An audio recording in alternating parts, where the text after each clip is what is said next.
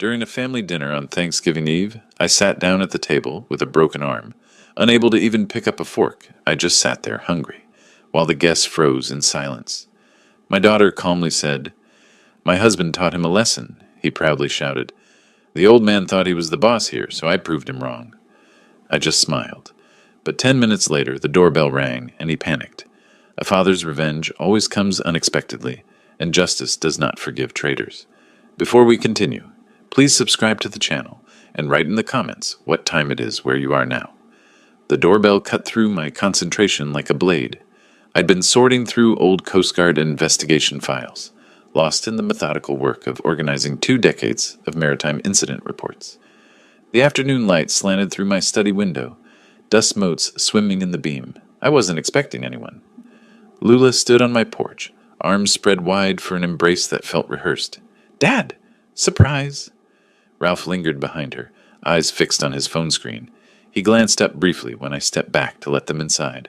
"Hope we're not interrupting, Mr. Gray." The formality always grated. We'd known each other 7 years now. "Lula, Ralph, come in." My living room still carried the maritime photographs I'd collected over 30 years. Lighthouses, cargo vessels, the USS Constitution. My leather chair sat angled toward the window where I could watch the street. They settled onto the couch while I remained standing, waiting for the explanation I knew was coming. "We have something for you." Lula pulled a cream-colored envelope from her oversized purse, sliding it across my coffee table. The brochures inside gleamed with tropical blues and whites. Caribbean Pearl, 7-day cruise, 3 passengers, a cruise. I picked up the materials, studying them with the same attention I'd once given suspicious cargo manifests. "That's quite an investment." "You deserve it, Dad. We've been planning this for weeks." Her smile stretched too wide, like fabric pulled past its limit. Ralph leaned forward, elbows on his knees. "Your birthday only comes once a year. We wanted to do something meaningful." I set the brochures down with deliberate care. "You're both very generous, though I seem to remember a conversation about car repairs 6 months back." Lula's laugh came out brittle. "That's taken care of. We've been saving specifically for this. Right, Ralph?" "Absolutely." Ralph's response arrived too quickly, a man reciting prepared lines. "Insurance business has been solid lately. We wanted to show our appreciation for everything you've done." The words felt hollow. I knew Ralph's agency barely covered their mortgage. I'd seen the overdue notice that fell from Lula's purse during Christmas dinner, the one she'd snatched up with burning cheeks. "When does it depart?" I moved toward my kitchen, needing distance to think. They followed. "Saturday morning from Miami." Lula slid onto one of my kitchen chairs, fingers drumming against the oak table. 2 days from now. The timing's perfect." I filled the kettle, buying seconds to process. "I have a notary appointment Wednesday. Estate planning review. Nothing urgent." Ralph's coffee cup halted halfway to his mouth. The silence stretched until Lula broke it with forced brightness. "Reschedule it." "Dad, honestly, estate planning can wait. This cruise opportunity expires tomorrow. The price goes up significantly after that." "These deals don't last," Ralph added, his voice dropping into a register I'd never heard before. Something cold lived in those words. I turned to face them, leaning against my counter. "When exactly did you book this?" Lula's gaze darted to Ralph before answering. "Last week. We wanted it to be a complete surprise." "Last week," I repeated, letting the timeline hang between us, before confirming I was available. "We knew you'd be available, Dad." Bitterness crept into her tone. "You're always available. It's not like you have anything else demanding your time." The accusation landed harder than she'd probably intended. Ralph shot her a warning glance, but the damage was done. She flushed, looking away. I poured water into 3 mugs, the domestic ritual giving me space to consider. My daughter wanted me on a cruise ship. My son-in-law watched me with eyes that measured rather than welcomed. A notary appointment had triggered visible tension. "Fine," I said finally. "I'll go." Lula's relief looked genuine, which somehow made it more troubling. "Really? Oh, Dad, you're going to love it. Quality time together. Just the 3 of us." Ralph stood immediately, already moving toward my front door. "We'll send you all the details tonight. Departure is 9 a.m. sharp from Miami Port. Don't be late." I followed them out, watching as they descended my porch steps. Lula paused at their car, turning back with what might have been authentic emotion flickering across her face. "Thank you for saying yes. I know we've had our rough patches lately." "Family is family," I said, because it seemed expected. Ralph opened the driver's door but didn't get in. Instead, he stood looking back at my house, studying it with an expression I couldn't decipher. Assessment? Inventory? His gaze swept across the windows, the small balcony, the neat landscaping I maintained myself. Then his attention shifted to me, and something in his face made my investigator on instincts flare. They drove away. I remained at my door, hand resting against the frame, though the August afternoon was warm. A coldness had settled into my chest that had nothing to do with temperature. Inside, I returned to my study. The Coast Guard files lay scattered across my desk. Incident reports, witness statements, evidence photographs. 3 decades of investigating maritime accidents had taught me to recognize patterns, to trust when details didn't align properly. I pulled a small notebook from my drawer, the kind I'd carried during active investigations. My hand moved automatically, documenting what I'd observed. The expensive envelope, Ralph's 4 glances at his watch, Lula's trembling fingers, their reaction to the notary mention, the planned cabin locations I'd glimpsed on the passenger list. The evening light faded while I worked. When I finally moved to pack, I selected clothes methodically. Casual shirts, comfortable pants, nothing that would draw attention. The notebook went into my bag's side pocket, a habit from decades of fieldwork. I sat on my bed, staring at the packed luggage. My hand moved to the notebook again, pulling it out. I wrote one final observation before sleep. They need me on that ship specifically. The question is why. The highway stretched ahead, pre-dawn darkness giving way to gray. I'd left Clearwater at 7, thermos of coffee secured in the cup holder, GPS showing Miami port coordinates. The notebook sat in my passenger seat where I could glance at it during straight stretches, my observations from Thursday still visible in the dim interior light. Traffic thickened as I approached Miami. By the time I reached the port terminal at 11:30, the parking structure was already half full. I grabbed my bag, locked my truck, and headed toward the chaos of departure day. Families swarmed the check-in area. Children shrieked with excitement. Elderly couples shuffled forward with matching luggage. I scanned the crowd systematically, old habits asserting themselves. "Dad!" Lula's wave cut through the noise. She stood near the priority boarding sign, but Ralph was turned away, phone pressed tight against his ear. His shoulders carried tension like physical weight. I approached slowly, watching. Ralph's free hand gestured sharply, then froze when he noticed me. The call ended abruptly. "Work trouble?" I asked. "Insurance claim?" He pocketed the phone with controlled movement. "Nothing that can't wait until we're back." Lula linked her arm through mine, steering me toward the check-in counter. "Isn't this exciting? I've never been on a cruise before." "Neither have I," I admitted, allowing myself to be guided forward. The boarding process moved efficiently. Security, documentation, identification verification. Throughout it all, Lula remained within arm's reach. When an elderly couple noticed my Coast Guard cap and started asking about service history, Lula smoothly interrupted. "Dad, we need to locate our cabins quickly. The ship's enormous. We could get lost." The couple smiled politely and moved on. I filed the interference away mentally. A crew member in crisp whites escorted us to Deck 9. The corridor smelled of fresh carpet and cleaning solution. He stopped at cabin 912. "Mr. and Mrs. Morrison, your interior accommodation." Then he led me further down. "Mr. Gray, cabin 914. Exterior, with private balcony." I stepped inside. The space was compact but well appointed. The balcony door slid open smoothly, too smoothly, requiring almost no pressure. I walked out onto the narrow platform, gripping the railing. Standard height, maybe 42 inches. I leaned slightly, gauging the distance to the water below. 50 feet minimum, possibly more. "Enjoying the view already?" Ralph stood in my doorway, watching. "Quite a drop." I tested the railing stability, solid construction. "Hope you'll take advantage of the fresh air. Really breathe in the ocean." Something in his phrasing felt rehearsed. "I'm sure I will." I came back inside, noting how he tracked my movement. After he left, I conducted a thorough inspection. Door lock, standard magnetic key system. Balcony access, from inside only, but the sliding mechanism offered minimal security. Neighboring cabins, 913 and 915, showed no signs of occupancy through their balcony spaces. Isolated positioning. The afternoon passed in mandatory safety procedures. During the muster drill, passengers gathered at designated stations while crew members demonstrated life jacket usage. I noticed Ralph slip away mid-demonstration, moving toward an upper deck stairwell. Old surveillance instincts kicked in. I followed at a distance, keeping other passengers between us. Ralph emerged onto deck 11, pacing near the railing. His phone was out again, conversation intense. I moved closer, using a bulkhead for cover. I said everything's set for Monday night. Ralph's voice carried frustration. No, she's committed. Stop questioning me. He turned suddenly. Our eyes met. Whatever he read in my expression made his jaw tighten. Captain concerns? I asked, gesturing toward his phone. Insurance company. Always some crisis. He brushed past me, heading back down.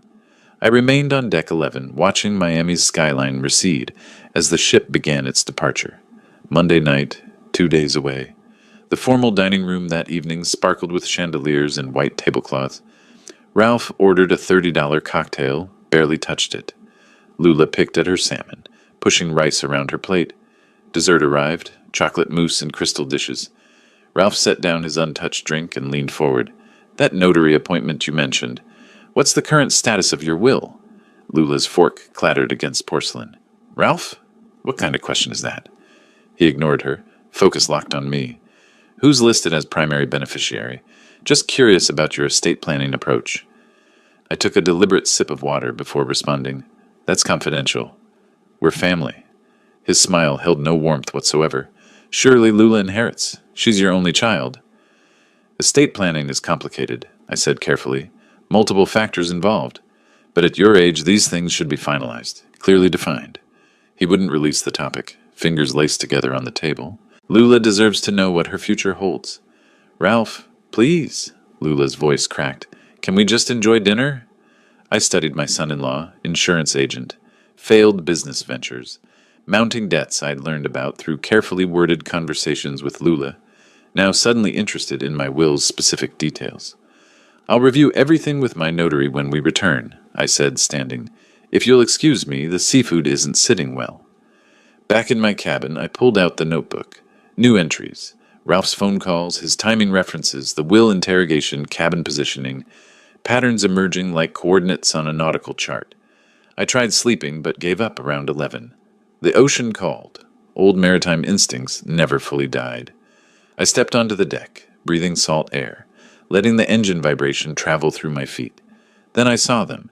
Ralph and Lula stood at my cabin's railing, 30 feet away. Ralph gestured downward at the black water, arm extended in what looked like demonstration.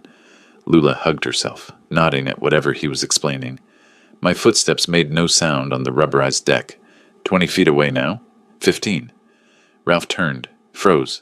Lula spun, hand flying to her chest. Couldn't sleep? My voice carried across the space between us. Dad, you startled us badly.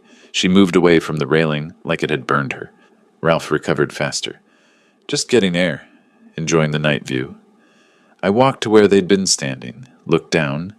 Moonlight revealed dark water, endless and deep. No lights below, no witnesses up here. Quite a perspective from this height. We should return to our cabin, Lula said quickly. It's late. I think I'll stay a while. I gripped the railing where Ralph's hand had been moments before. The ocean at night has always fascinated me. Ralph took Lula's elbow with visible pressure. She needs rest. Early excursion tomorrow in Nassau. I didn't book any excursion, I noted, because you should take it easy, relax on the ship. Lula's words tumbled out too fast. They left. I remained at the railing, studying the drop, the isolation, the strategic positioning of everything. Monday night, Ralph had said on the phone. 2 days from now. Inside my cabin, I moved deliberately. The chair from the desk went against the balcony door, wedged under the handle. Phone alarm set for 6 a.m. Notebook open on the nightstand. I sat on the bed, pen in hand, writing everything down. The timeline, the evidence, the growing certainty that my daughter and her husband had brought me here for a specific, terrible reason. My hand moved across the page. Monday night, 2 days. I underlined it twice. Sleep never came. I'd lain in bed, staring at the ceiling until 4:30, then abandoned the pretense. By 6 I was dressed, the chair still wedged against the balcony door, like a barricade against inevitability. At 7, I walked the promenade deck with a coffee cup warming my hands, watching sunrise paint the Caribbean in shades of amber and rose.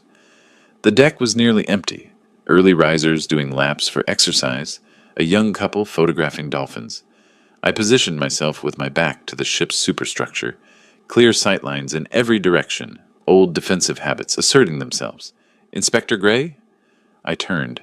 The man in captain's whites studied me with the same intensity I'd once used inspecting his vessel. Recognition hit simultaneously. Captain Webb, I extended my hand. Marcus, isn't it? His grip was firm, but his eyes swept the deck continuously. 15 years. You recommended me for that safety commendation after inspecting Atlantic Venture. Your protocols earned it. The memories surfaced. A young officer obsessive about life jacket inspections, fire drill timing, emergency equipment placement. You've done well for yourself. Thanks to you. He stepped closer, glancing over his shoulder. His voice dropped until I had to lean in to hear. Wilbert, listen carefully. You need to leave this ship, any way possible. Your son-in-law is planning... Footsteps approached, rapid and deliberate. Ralph rounded the corner in jogging clothes, towel draped around his neck. His eyes locked onto us with immediate suspicion. Marcus released my forearm. I hadn't even registered he'd grabbed it, and straightened his uniform. Enjoy your breakfast, Mr. Gray. The formality was forced, his departure too abrupt to appear natural. Morning exercise, Wilbert? Ralph stopped beside me, breathing elevated but watching Marcus's retreating back. Just enjoying the sunrise. Friendly with the captain? The casual question carried weight I couldn't miss. We met professionally, years ago. He mentioned welcoming passengers. Part of his duties, I assume. Ralph wiped his face with the towel, studying me over the fabric. What was he saying to you? That the buffet opens at 7:30. I kept my voice level. Would you like to join me? His jaw tightened. He didn't believe me, but couldn't push without revealing his own suspicions. Lula's still sleeping. I'll see you at lunch. He jogged away, but not before looking back twice.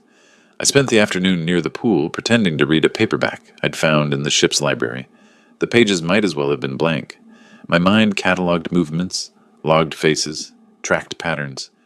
Ralph appeared around 3 with Lula, settling at a nearby table. An elderly gentleman in a Panama hat occupied the chair closest to them. Ralph ordered drinks. Then his voice rose slightly. Calculated projection. Terrible story I heard about last year's cruise season. Passenger went overboard at night. The elderly man looked up from his newspaper. How dreadful. Was he drinking? They think so. Ralph leaned back, too comfortable with the topic. Leaned over the railing to look at stars. One wrong move and you're in the water. At night, in the dark, the ship moves fast. You're left behind in minutes. They search, obviously, but... He trailed off with meaningful silence. My fingers tightened on the book's spine. This was rehearsal.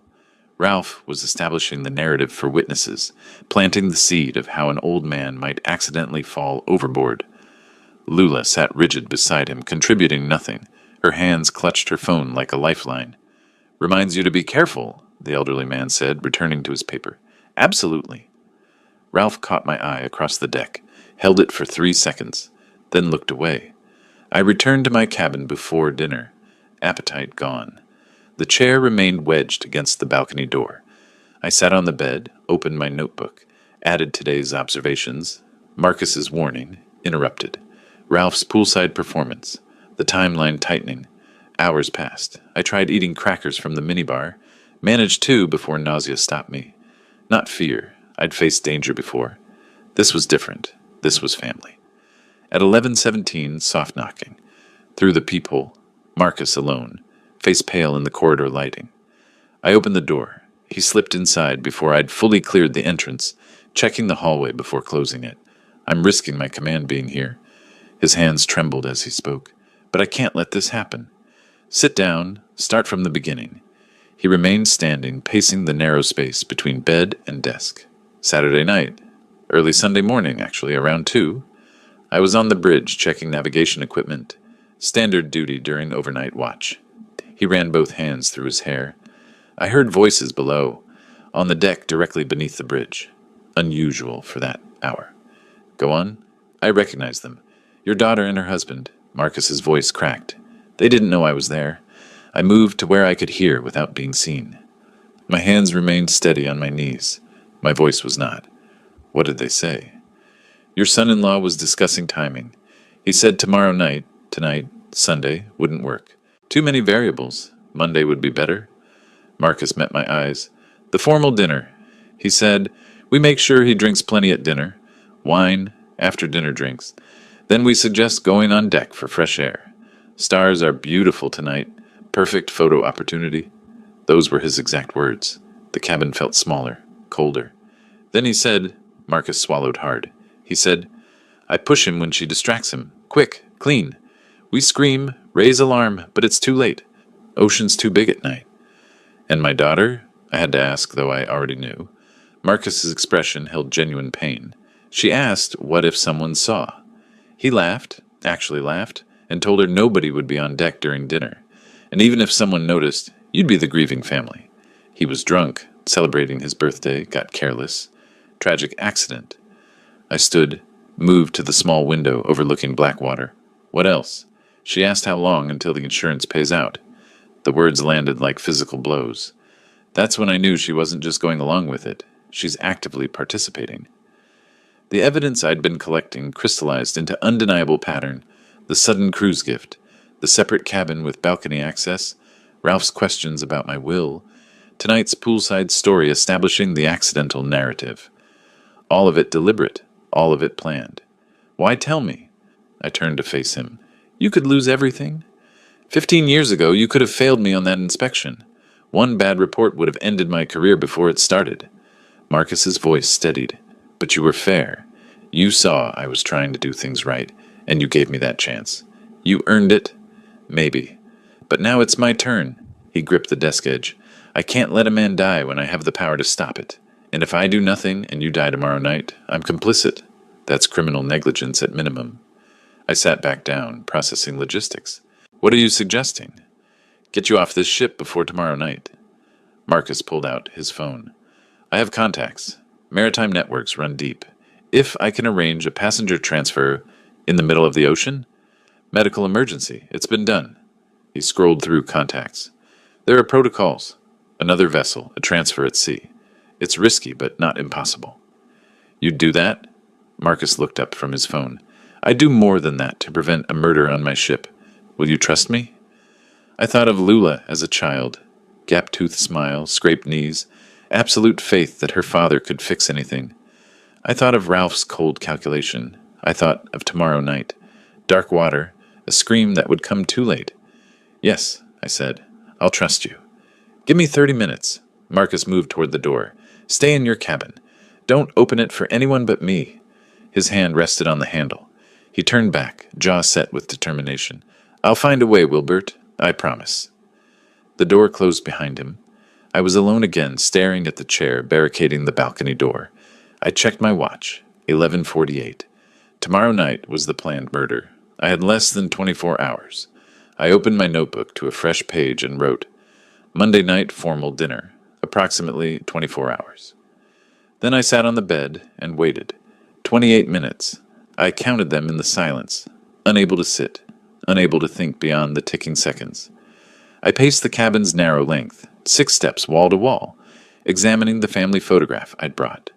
Lula, at 8 years old, missing front tooth, my arm around her shoulders. That child had trusted me completely. The woman who replaced her wanted me dead.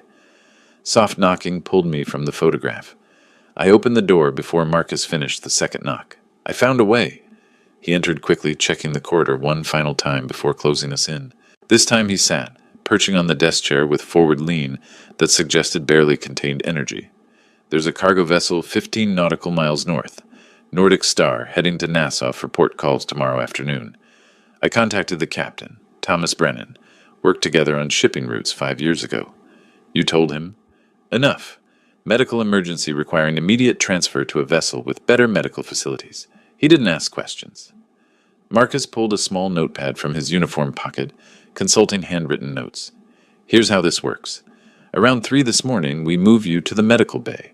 The cover story is severe food poisoning, specifically suspected bacterial contamination from yesterday's raw oyster bar. That explains isolation, need for advanced care, and why you can't have visitors. I absorbed the logistics professionally. Won't Ralph and Lula demand to see me?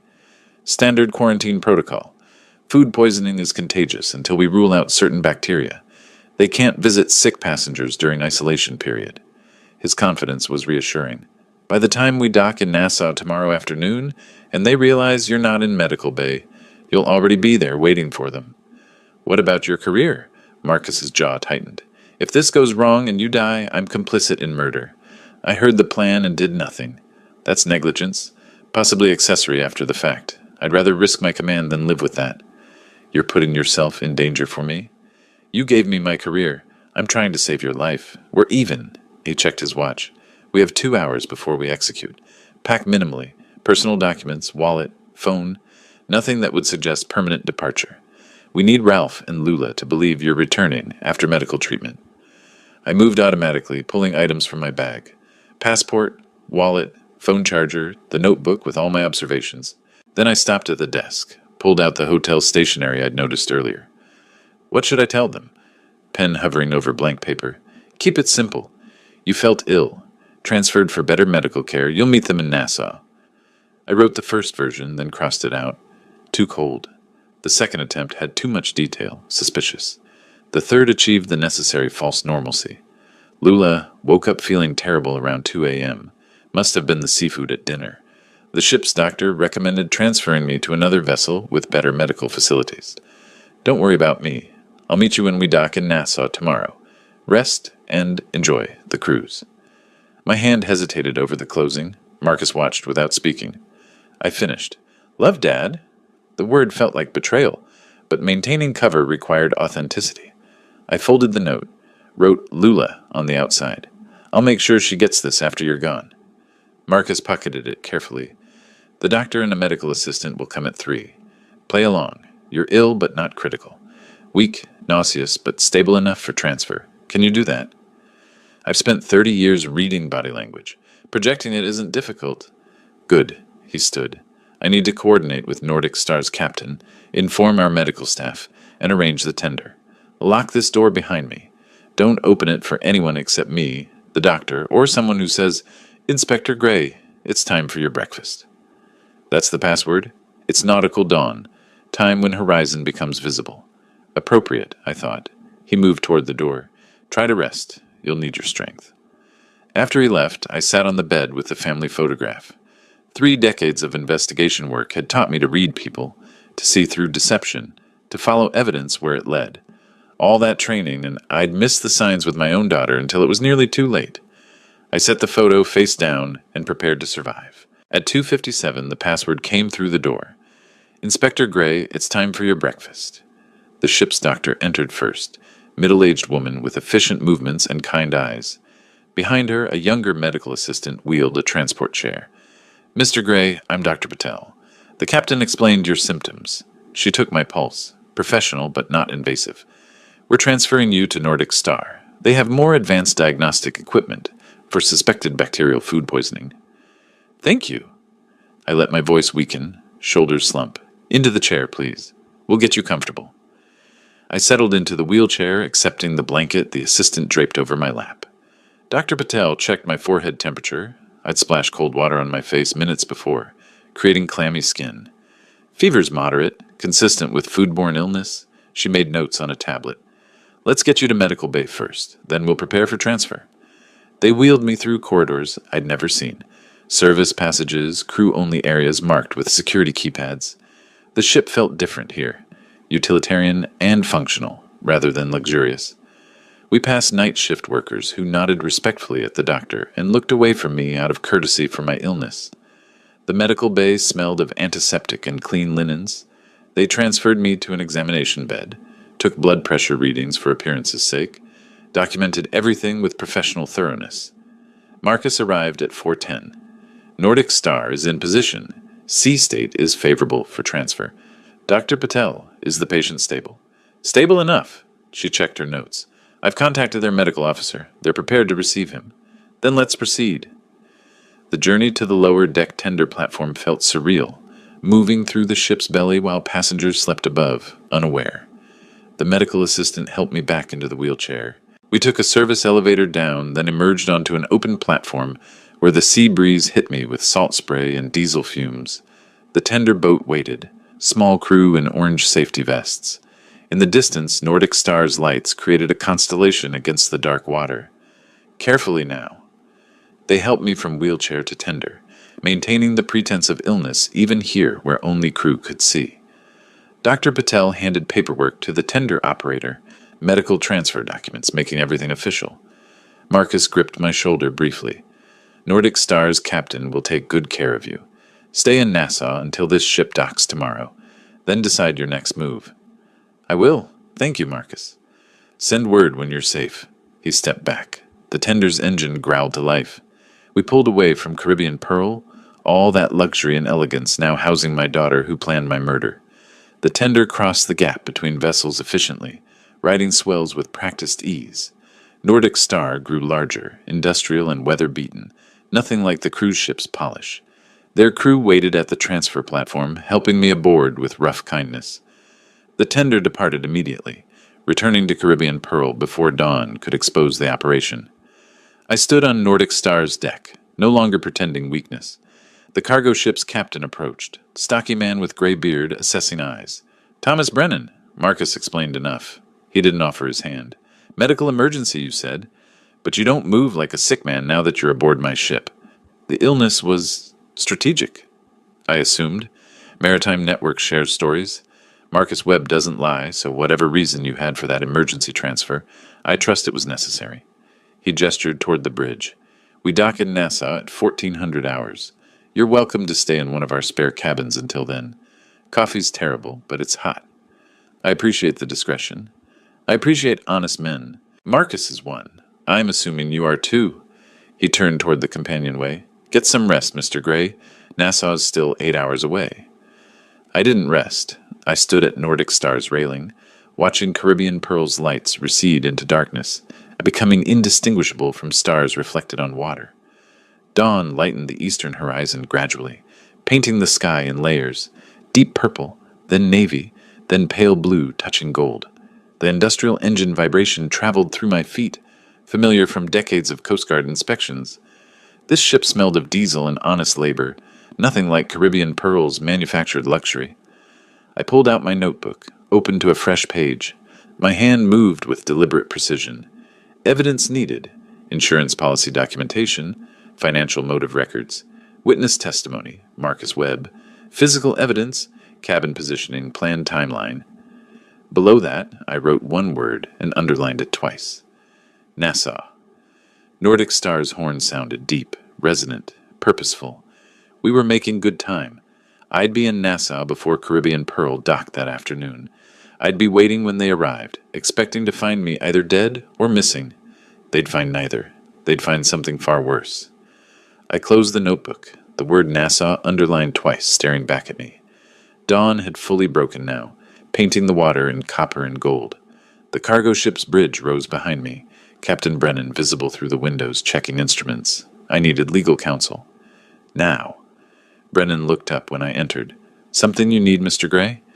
Satellite phone. I'll pay for the call. He studied me briefly, then gestured toward the communications panel. Help yourself. No charge. The number came from memory. Harriet Donovan, maritime attorney I'd worked with 15 years ago on Coast Guard injury cases. She'd been sharp then. Probably sharper now. 3 rings. Harriet Donovan. Harriet. Wilbert Gray. Coast Guard inspection cases 2010. Brief silence. Wilbert. It's been years. What's happened? My daughter and son-in-law attempted to murder me last night. I escaped with help from a ship's captain. I need legal advice immediately. Her voice shifted. Still professional, but focused now. Start from the beginning. Facts only. I gave her the compressed version. The suspicious cruise gift, cabin placement, Ralph's questions about my will, Marcus overhearing the murder discussion, my emergency evacuation. She listened without interruption. Did anyone else witness their planning? She asked when I finished. Captain Marcus Webb. He overheard everything, helped me escape. He's willing to provide testimony. Excellent. That's your cornerstone witness. What other evidence do you have? Personal observations, documented timelines, suspicious behaviors. Not enough for prosecution yet. Then gather more. Document everything. If possible, record them incriminating themselves further. She paused. Where are you now? Aboard Nordic Star, approaching Nassau. The cruise ship docks there this afternoon. Perfect. Let them see you alive. Their reaction will be evidence. But Wilbert, don't confront them alone. Stay visible, stay protected. Her tone sharpened. And find yourself a good investigator in Nassau. You'll need surveillance capability. You have recommendations? James Cromwell, former Bahamian police, now private practice. I'll text you his contact information. Keys clicked in the background. Call me after you've met with him. We'll build this case properly. Nassau materialized through morning haze. Pastel buildings climbing hillsides, cruise terminals sprawling along the waterfront. Nordic Star docked at the cargo facility around 8, industrial and efficient. I disembarked with my small bag, feeling oddly exposed on solid ground. The CAF, Cromwell suggested, sat between cargo operations and tourist areas, neutral territory. He was already there when I arrived, coffee untouched, eyes tracking my approach with professional assessment. Mr. Gray, he didn't stand. Harriet speaks highly of you. I sat across from him. She said you're trustworthy. Depends on the job. He leaned back, fingers laced. She mentioned family trouble, murder plot. Want to explain? I did, watching his expression remain neutral throughout. When I finished, he asked 3 sharp questions about timing, cabin locations, and Marcus's exact testimony. Then he nodded. You want surveillance, specifically recording their reaction when they discover you're not dead. And not sick, and waiting for them in Nassau. Risky. They might try again. They'll try regardless. I want documentation of their continued intent. Cromwell pulled out his phone, scrolled through contacts. I have someone inside Caribbean Pearl's crew. Steward on the upper decks. Good man. Needs money for his daughter's medical bills. For $2,000 cash, he'll install a camera in your cabin before your family discovers you're gone. I counted out bills from my emergency funds. Wireless feed? Cloud encrypted. You'll have access within the hour. He pocketed the money efficiently. Stay here. I'll coordinate installation. The next 90 minutes stretched. I drank coffee that tasted like rust.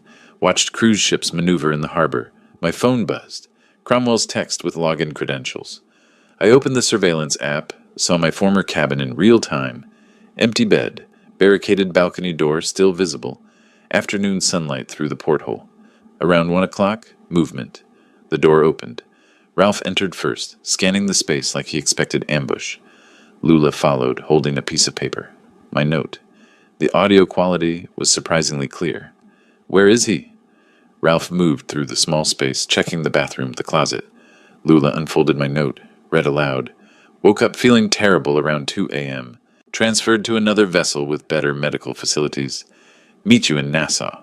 Her voice wavered. He's really sick. We should find him. That cunning old fox. Ralph snatched the note, read it himself. How did he... He stopped mid-sentence, wheels turning behind his eyes. The plan failed. Lula sat heavily on the bed. What do we do now? Ralph paced, hands raking through his hair. I'd never seen him this agitated. We adapt. Nassau works better anyway. We can stage something there. Robbery gone wrong. Tourists get killed. It happens. Ralph, no. Maybe we should just what? He spun on her. Give up the money, the house, everything we planned. After 3 months of preparation, she flinched. I can't do this anymore. Yes, you can. He crouched in front of her, gripping her shoulders. Because if we don't, we lose everything. The debt collectors don't care about your feelings. I watched them, cataloging every word, every gesture. Cromwell appeared beside me, laptop open. Getting all this? I asked quietly. Every frame. That's premeditation and conspiracy, right there. He glanced at me. Your daughter seems conflicted. She's still complicit. My phone rang. Harriet, I answered, still watching the screen where Ralph was now checking the balcony door, testing its security. Wilbert, my research assistant, found something. Her voice carried grim satisfaction. 3 months ago, May 15th, a life insurance policy was taken out on you. $500,000. My chest tightened. I never signed any policy. I know. The signature's forged. I compared it to your actual signature from the Coast Guard documents. And the insuring agent? She paused for emphasis. Ralph Morrison, licensed agent with Maritime Benefit Insurance. He used his position. Exactly. Fast-tracked approval. Listed your daughter as beneficiary to avoid suspicion. This isn't spontaneous desperation, Wilbert. This is calculated, premeditated murder for financial gain. On the screen, Ralph was leaving the cabin, Lula trailing behind him like a ghost. Their faces showed everything: frustration, fear, determination. "Send me the documentation," I said. "Policy numbers, application copies, everything." "Already done. Check your email." Harriet's tone softened slightly. "How are you holding up?" "I'm functional. That's sufficient." After we disconnected, I reviewed the insurance documents on my phone. Ralph's handwriting on the agent notes, my forged signature on the application. Lula listed as sole beneficiary. 3 months of planning, reduced to paper trails and digital records. Cromwell closed his laptop. "You've got enough for prosecution. Insurance fraud, conspiracy to commit murder, attempted murder, multiple felonies." "Not yet." I met his eyes. "I want them to incriminate themselves further. I want absolute certainty. They're planning another attempt in Nassau. That's dangerous. In public spaces with witnesses, they won't risk it." I checked my watch. Caribbean Pearl would dock in 45 minutes. Besides, I'm done hiding. Time they understood what they're actually dealing with. Cromwell studied me with professional curiosity. "You're going to wait for them on the dock. I want to see their faces when they realize I'm alive and well." Bold strategy. Could backfire. "Then I'll adapt." I stood, pocketing my phone. "Just like they're doing." We moved to the cruise terminal, arriving as Caribbean Pearl's massive hull appeared in the harbor entrance. The ship maneuvered slowly, precisely, docking procedures unfolding with practiced efficiency. Passengers crowded the rails, waving to people on shore. I positioned myself where they'd see me immediately upon disembarking. Cromwell found position 20 feet away, tourist camera ready but trained on nothing in particular. The gangway extended. Passengers began streaming down, families with children, elderly couples, young lovers. I scanned faces, looking for the only two that mattered. Then I saw them. Lula's bright sundress, unmistakable in the crowd. Ralph beside her in casual shirt and dark sunglasses. They moved slowly, scanning the dock, tension visible even from this distance. They hadn't seen me yet. I stepped forward, raised my hand in greeting. "Lula! Ralph! Over here!" Lula turned, her face drained of every shade of color. The frozen seconds stretched. Lula's mouth opened, no sound emerging. Her hand shot out, gripping Ralph's forearm with visible force. Other passengers flowed around them, oblivious, chattering about parasailing and conch fritters. Ralph followed her stare. His body went rigid, sunglasses masking his eyes, but jaw clenching visibly. I maintained my position, pleasant expression fixed, one hand still raised. 20 feet away, Cromwell's camera phone angled to capture everything. The moment broke. Lula moved first, legs carrying her forward through some automatic response to seeing her father. Her embrace when she reached me felt like hugging a mannequin, all stiff angles and trembling resistance. "Dad!" Her voice cracked. "We thought... The note said you were sick." "Recovered beautifully." I held her at arm's length, studying her face. The doctor on Nordic Star was excellent. Former emergency room physician treated me like his own father. Ralph approached more slowly, hand extended rather than embracing. "You recovered remarkably fast." I shook his hand firmly, held his gaze through the sunglasses. "Modern medicine works wonders. Aren't you glad to see me?" "Of course." The words came out mechanical. "We were concerned." "No need for concern now. I'm perfectly healthy." I released his hand, gestured toward Nassau's streets, beyond the terminal. "Shall we get lunch? I've been exploring while waiting for you. Found an excellent seafood place." They had no choice. Too many witnesses, too public, too bright with Caribbean sunshine and tourist cameras. We walked together through customs, through the terminal, into Nassau's humid embrace. "You could have called," Ralph said as we navigated pedestrian traffic. "Wanted to surprise you. Besides, phone service on cargo ships is terrible. All those metal walls." I pointed toward a restaurant overlooking the harbor. "There. The grouper is exceptional." Throughout lunch, I maintained cheerful conversation, asking about their last 2 days aboard ship, sharing my cargo vessel experience, discussing Nassau's history with tour guide enthusiasm. Ralph barely touched his food. Lula pushed rice around her plate, taking tiny bites that she struggled to swallow. As coffee arrived, I dropped my announcement. "I purchased 3 tickets for Caribbean Pearl's return voyage to Miami. Departs Friday morning." Ralph's cup paused halfway to his lips. "That's not necessary. We can fly back." "Nonsense. We came by ship, we return by ship." I smiled at Lula. "Family vacation isn't complete until we're all back home together, right?" She swallowed hard. Right. Of course, Dad. Wonderful. That's settled. I signaled for the check. We have 3 days to enjoy Nassau properly. Cable Beach this afternoon. Over the next 72 hours, I orchestrated every moment. Tuesday morning, we toured the straw market, where I insisted on buying matching sun hats and photographing us wearing them. Tuesday afternoon at Cable Beach, I positioned us for endless selfies. Lula and Ralph standing close, me between them, all of us squinting into sunlight with smiles that didn't reach anyone's eyes. Ralph attempted several times to create isolation. Early morning boat charter tomorrow, just the 3 of us? Too tired, I deflected easily. That food poisoning really took it out of me. I prefer staying near medical facilities, just in case. Late night beach walk?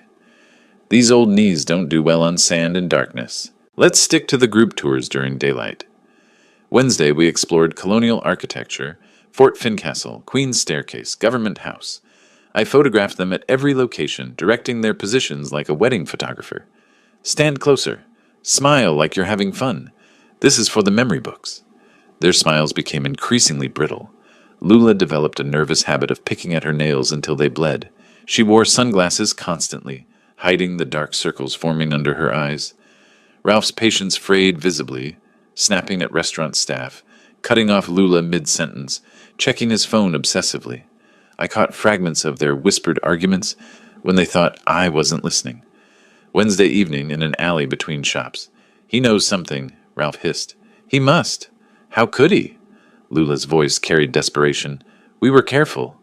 That transfer, the timing, it's too convenient. Maybe he really was just sick. Don't be naive. Something's wrong. We need to figure out what. But I always appeared before they could strategize further, cheerfully suggesting our next activity, maintaining relentless proximity. Thursday night, our final evening before boarding, I insisted on dinner at a harbor restaurant with outdoor seating. Caribbean Pearl was visible in the distance, lit up against darkness like a floating city. As dessert arrived, I set down my water glass. I'd avoided alcohol entirely, much to Ralph's obvious frustration, and became momentarily serious. I want to thank you both. This trip has meant everything to me, despite the health scare. Family is what matters most. I raised my glass. To family. Ralph and Lula lifted their glasses reluctantly. The toast felt like accusation wrapped in sincerity. After dinner, walking back to our hotel, I positioned myself between them, physically separating them, controlling our formation. Ralph tried to lag behind, creating distance, but I matched his pace. Beautiful night, isn't it? Perfect temperature. Perfect, he echoed flatly. Friday morning, we boarded Caribbean Pearl for the return voyage. I'd arranged different accommodations, 3 interior cabins along a central corridor, surrounded by other passengers. No exterior balconies, no isolated access points. When Ralph questioned this, I explained with practiced innocence. After that food poisoning experience, I wanted to be closer to other people. Felt safer being surrounded by activity rather than isolated. His eyes narrowed behind sunglasses. Safer from what? From being alone if I got sick again, obviously. I smiled. Why? What did you think I meant? He didn't answer, just turned away to examine his cabin. I watched him test the door lock, check the hallway sightlines, calculate angles. His professional assessment was visible, measuring opportunities, finding none.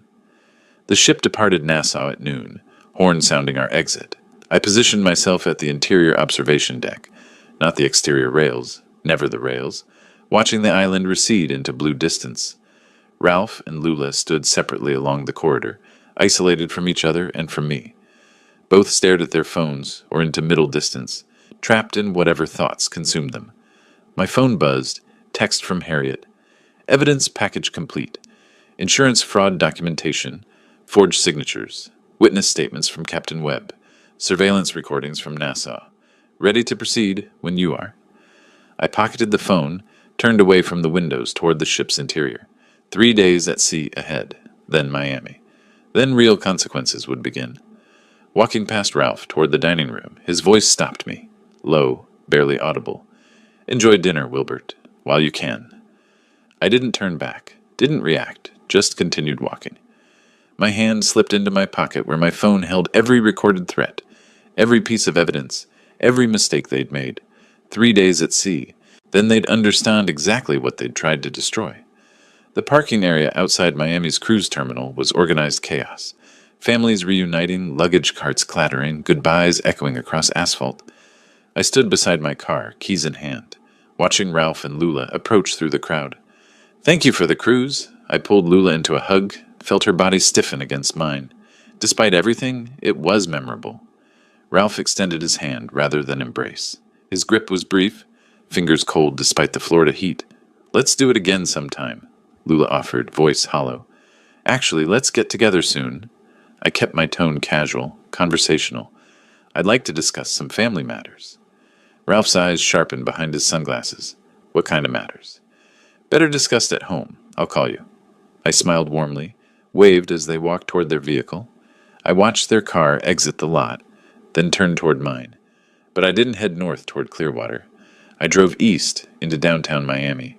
Harriet Donovan's law office occupied the 10th floor of a glass tower, with Atlantic views. She'd been waiting, conference room prepared, coffee brewing, large monitor displaying files Cromwell had transmitted. "Let's see what we have." She gestured toward the table where documents lay spread like evidence at a crime scene. She played the cabin recording first. Ralph's voice emerged clear through the speakers. "Stage a robbery in Nassau. Tourists die here all the time." "Single-party consent?" I asked. "Your cabin, your safety. Completely admissible." She switched to the insurance documents. "And this is textbook fraud?" My signature on the policy application looked similar to my actual signature. Same general shape. But the pressure points were wrong, the rhythm off. Ralph had practiced, but not enough. "Compare it to your Coast Guard retirement papers." Harriet placed them side by side. "See the difference in the capital G? Yours has a distinct loop. The forgery doesn't." Next came the cruise ship footage Cromwell had obtained through his crew contact. The timestamp showed Sunday, August 18th, 6 p.m. Ralph stood at the balcony railing outside cabin 914, my cabin, testing its height with both hands, looking down at the water. He did this twice, methodically, like an engineer calculating stress points. Conspiracy to commit murder. Harriet ticked off charges on her fingers. Attempted murder based on Captain Webb's testimony. Insurance fraud. Combined, we're looking at 25 to 30 years. "We could go to the police today," I said. "Absolutely." She waited, watching my face. "But I don't want to." I suspected as much. She leaned back, arms crossing. "What are you thinking?" I explained. "Invite them over. Announce I'm changing my will. Everything to the Coast Guard Veterans Fund. If their motive is truly financial, they'll react desperately.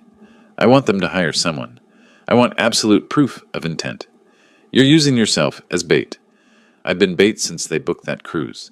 The difference now is I control the environment, I have existing evidence, and I'll have law enforcement ready to intervene." Harriet studied me for a long moment. Then she opened her laptop. "If we're doing this, we do it properly." By late afternoon, we'd arranged everything. Cromwell's team would install GPS trackers on Ralph and Lula's vehicles. Florida law permitted this with existing criminal evidence. More critically, Harriet contacted Judge Patricia Morrison, explained the situation, and requested emergency wiretap authorization. "Send me the cabin recording and the insurance fraud documentation," Judge Morrison said through speakerphone. "If they're as strong as Attorney Donovan claims, I'll sign tonight." 30 minutes later, authorization granted. 72 hours starting now. Use it wisely. While Harriet coordinated with surveillance specialists, I sat reviewing Captain Marcus Webb's notarized statement. His handwriting was neat, his account precise, dates, times, exact quotes from what he'd overheard. A career ship captain's attention to detail translated into perfect witness testimony.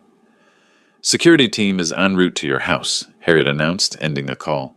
"They'll install cameras tonight while you're still here. Every room except bathroom, legal requirement.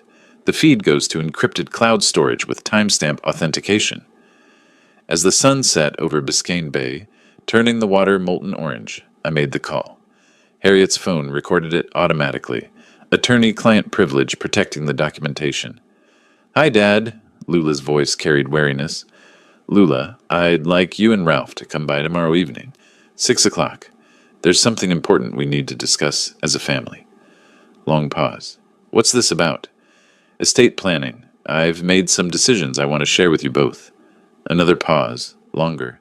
Tomorrow evening? 6 o'clock. I'll make lemonade like when you were young. The detail was deliberate, evoking childhood, creating false comfort. After disconnecting, Harriet replayed the call. Her hesitation was pronounced. She's frightened.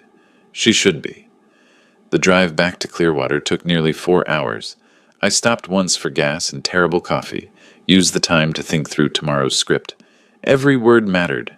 The tone had to be apologetic, but firm, kind, but immovable. I arrived home near midnight. The security team had finished. The house looked unchanged, but tiny cameras now occupied corners, disguised as smoke detector components, thermostat sensors, electrical outlet adapters. I walked through each room, noting their positions. In my living room, I visualized tomorrow's meeting. Ralph and Lula would sit on the sofa, positioning I'd arrange naturally. I'd take my leather chair across from them, maintaining distance, controlling sightlines. The main camera would capture both their faces clearly. At my kitchen table, I opened the notebook I'd carried since the cruise began. The pages documented everything: dates, observations, evidence collected. I wrote one final entry. August 24th. Phase 3 begins. The trap is set. I stood, moved back to the living room where tomorrow's confrontation would unfold. Testing camera angles without looking directly at them, I positioned furniture slightly. The sofa angled for optimal facial capture, the coffee table cleared for unobstructed view. I placed a pitcher and glasses ready for lemonade, arranged coasters, made everything appear casually domestic. My watch showed 12:17 a.m., technically Monday now. In 18 hours, Ralph and Lula would sit in this room, and I'd deliver the words designed to trigger their final, fatal mistake. I turned off the lights, leaving the cameras recording in darkness, their tiny indicator lights blinking like distant red stars. Monday evening arrived with that peculiar Florida humidity that made the air feel thick enough to touch. I adjusted the lemonade pitcher one final time, checked that the glasses sat naturally on the coffee table, glanced at my watch. 5:45. Through the window, I saw their car turn into my driveway. Early. That meant anxiety, eagerness, or both. I opened the door before they could knock. "Come in. I just made fresh lemonade." Lula attempted a hug. I accepted it, felt her trembling slightly. Ralph nodded, no handshake offered, hands staying in his pockets. They settled onto the sofa, exactly where I'd anticipated. I poured lemonade, handed them glasses, took my chair across from them. The leather creaked familiarly beneath me. "You said this was important." Ralph skipped any pretense of small talk. "About estate planning?" "Yes." I set my glass down with deliberate care. The cruise gave me time to think about legacy, about what really matters. I made a decision I wanted to share with you both. They waited, bodies tense.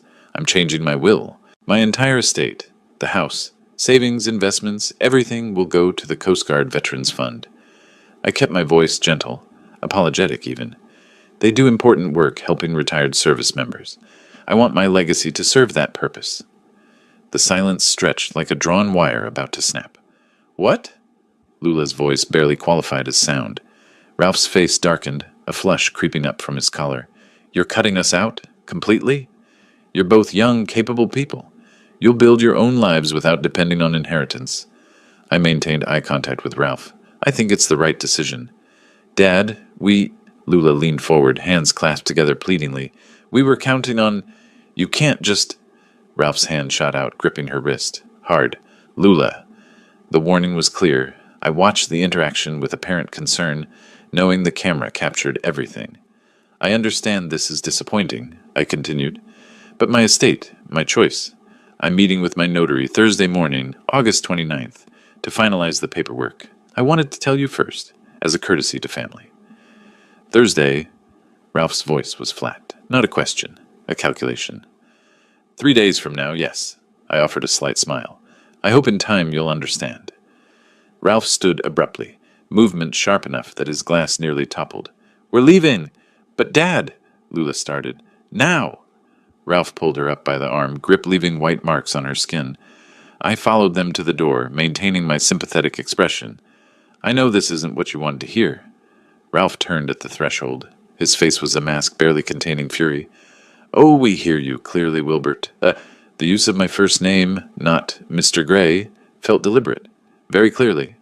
They walked to their car. I watched from the window as they sat motionless for several seconds before Ralph started the engine. My phone buzzed. Cromwell's text. Car audio active. Recording clear. Sending feed now. I moved to my computer, opened the encrypted link Cromwell provided. The audio quality was remarkable. Ralph's voice exploded through the speakers. $800,000. Just gone. To some, the profanity was creative. His fists slammed against the steering wheel repeatedly, the car rocking with the violence. Maybe we can talk to him, Lula sobbed. Explain our situation. Talk? You think talking matters now? Ralph's voice shook with rage. He's doing this deliberately. He knows we need that money. He knows. But how can we... We won't let this happen. Ralph started the car, reversed too quickly, tires screeching as he accelerated away. I sat back, watching the surveillance feed.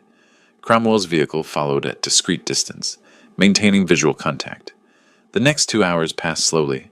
I made dinner, grilled chicken, rice, green beans, ate mechanically while monitoring my phone. Around 8 p.m., it lit up with an alert from the wiretap system. Ralph's phone, active call.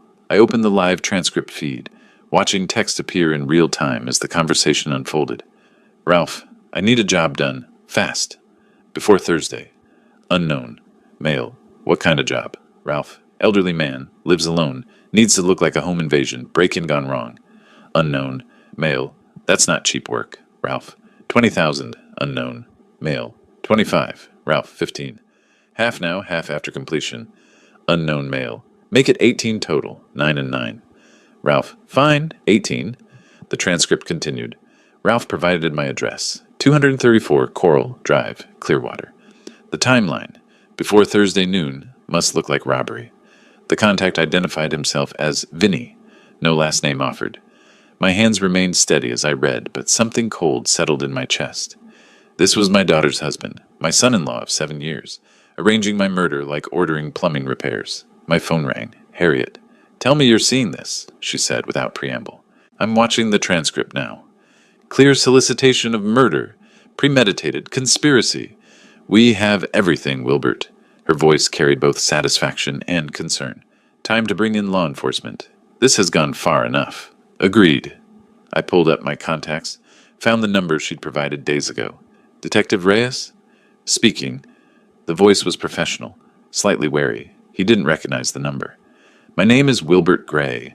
I have evidence of conspiracy to commit murder, insurance fraud, and solicitation of murder for hire. I need to meet with you immediately. Mr. Gray, I get a lot of calls claiming evidence of various... I have a court-authorized wiretap recording from tonight, I interrupted. I have audio of my son-in-law hiring someone to kill me before Thursday. I have surveillance footage of him planning my murder on a cruise ship. I have a forged insurance policy for $500,000, and I have an attorney coordinating everything. Silence. Then, what's your attorney's name? Harriet Donovan, Maritime Law, based in Miami. I know Attorney Donovan. She's legitimate.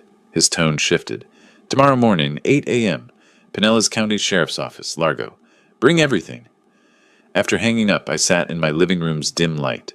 The camera indicator lights blinked steadily. Small red stars scattered across my ceiling.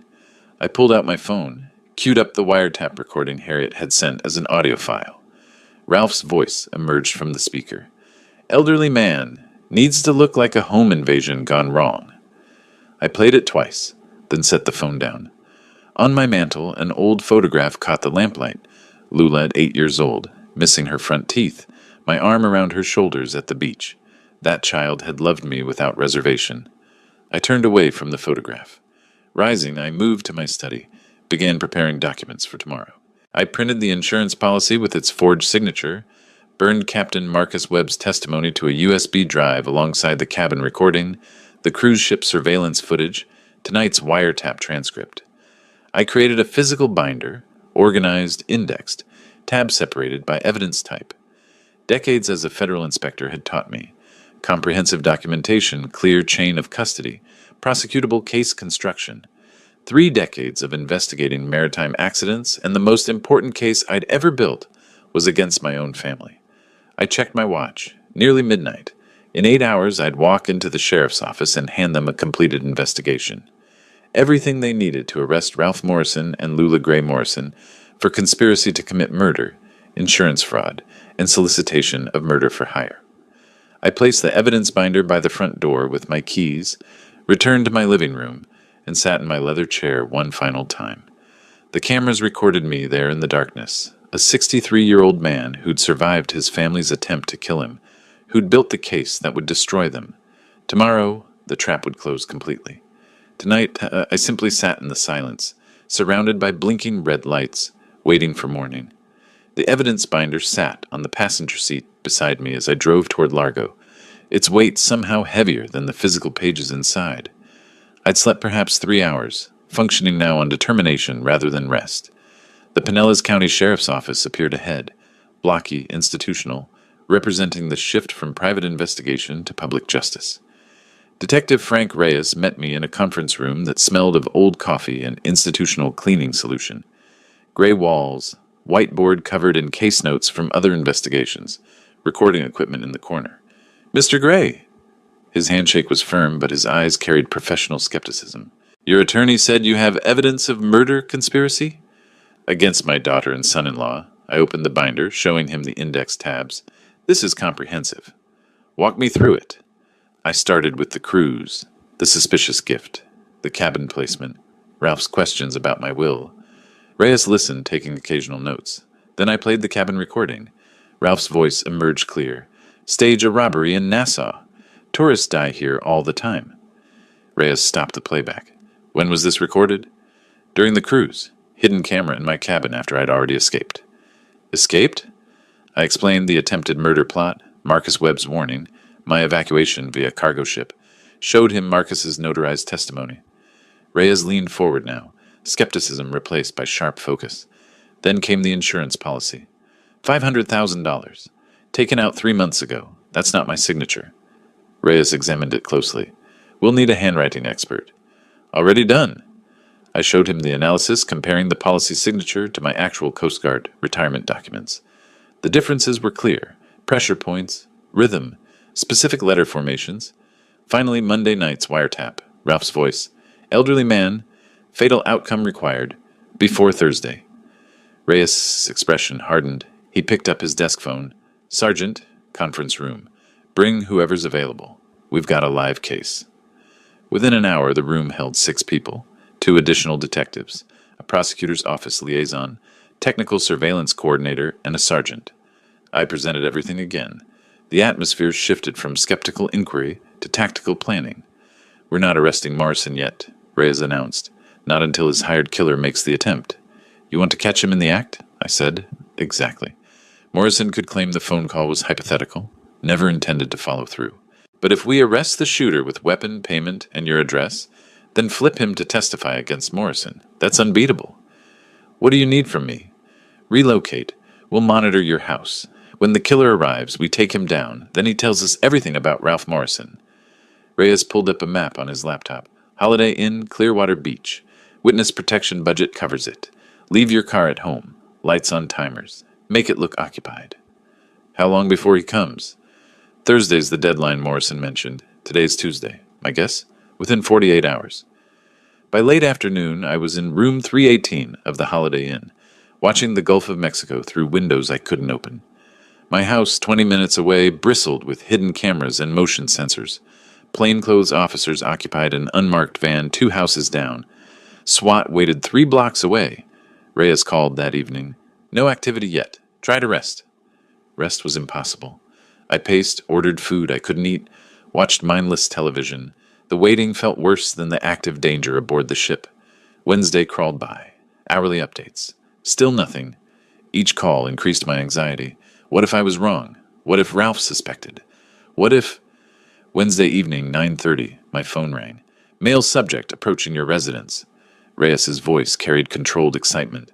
"Dark clothes, baseball cap, coming from the north alley. Stand by." I couldn't see anything from the hotel, but Reyes kept the line open. I heard radio chatter in the background. "Subject at back door. He's working the lock. He's inside. Repeat. Suspect inside the residence." "Give him 2 minutes," Reyes commanded someone. "Let him commit fully." The wait was excruciating. 120 seconds that stretched like hours. "Execute. Go, go, go." Through the phone, I heard muffled shouting, "Police! Show your hands!" Then nothing. Silence. Then, suspect in custody. Weapon secured. No shots fired. Reyes spoke directly to me. "We got him. Vincent Cordero, 34, priors for assault. Had a loaded 38, cash in his pocket, and your address written on a piece of paper. Has he talked? Not yet, but he will." Thursday morning, I sat in an observation room at the sheriff's office, watching through one-way glass. Vincent Cordero, Vinny, according to the arrest report, sat handcuffed beside a public defender who looked fresh out of law school. Reyes entered with a folder, set it on the table. "Mr. Cordero, let's discuss your situation." "I want a deal," Vinny said immediately. His voice was flat, resigned. "My lawyer says you have me on tape with Morrison." "We do. And we have mall surveillance footage of you receiving payment, and we caught you inside the victim's home with a loaded weapon." Reyes opened the folder. "You're facing conspiracy to commit murder, attempted murder, breaking and entering with intent. That's 25 years minimum." Vinny's lawyer whispered in his ear. He nodded. "But if you cooperate fully, testify against Ralph Morrison, provide complete details, we can discuss reduced charges." Another whispered consultation, then, "What do you want to know?" "Start with how you met Morrison." "Casino. Paradise Shores about 6 months back. We were both losing, ended up talking at the bar." Vinny's recitation was mechanical, a man recounting facts to save himself. "Last week he felt me out about specialized work. Monday night he called, said he had an urgent job." "What job?" "Kill his father-in-law, make it look like home invasion. 15,000 total, half up front." "Where did you meet for payment?" "Tyrone Square Mall. Tuesday afternoon, around 3. He gave me 7,500 cash in a white envelope."